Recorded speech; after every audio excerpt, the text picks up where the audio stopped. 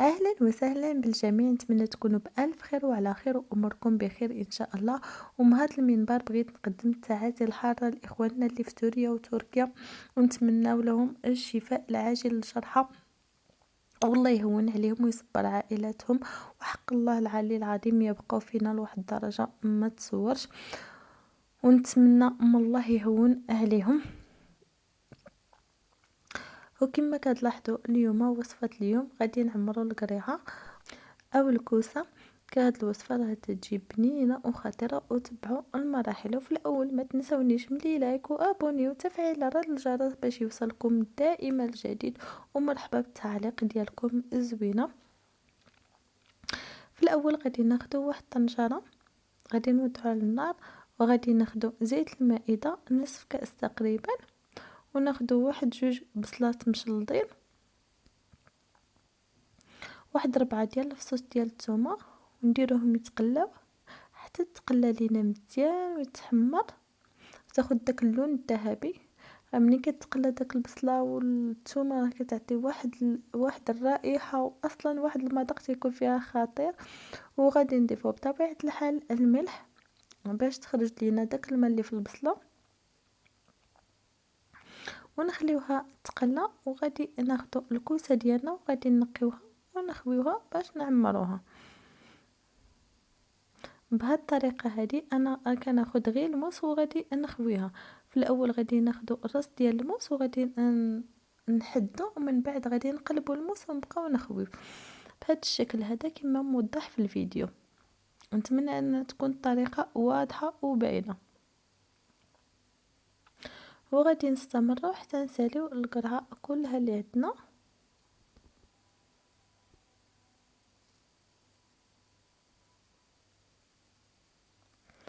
بعد ما كتحمر لينا داك البصيله غادي ناخذ الكفته ديالنا وغادي نوضعوا فيها واحد 2 معالق كبار من داك البصله اللي تحمرت. وفي الطنجره غادي نوضعوا واحد 2 مطيشات محكوكين والقزبر والتوابل، الخرقوم، ابزار، كمون. ونضيفوا كذلك واحد شويه ديال زيت الزيتون، واحد 2 معالق تقريبا.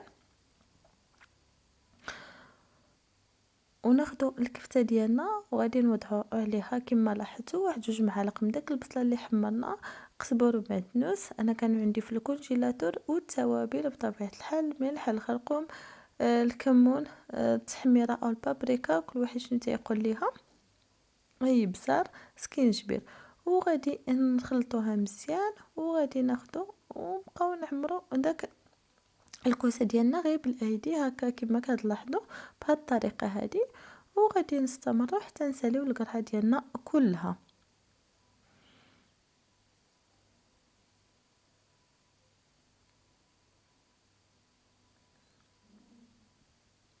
وبطبيعه الحال ما تنسونيش من لي زابوني وكذلك من التعليقات ديالكم.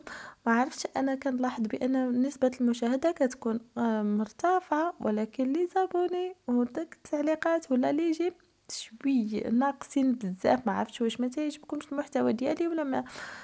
نتمنى خير ان شاء الله. المهم غادي نستمروا في التعمر ديال القريعه ديالنا. منين نسالي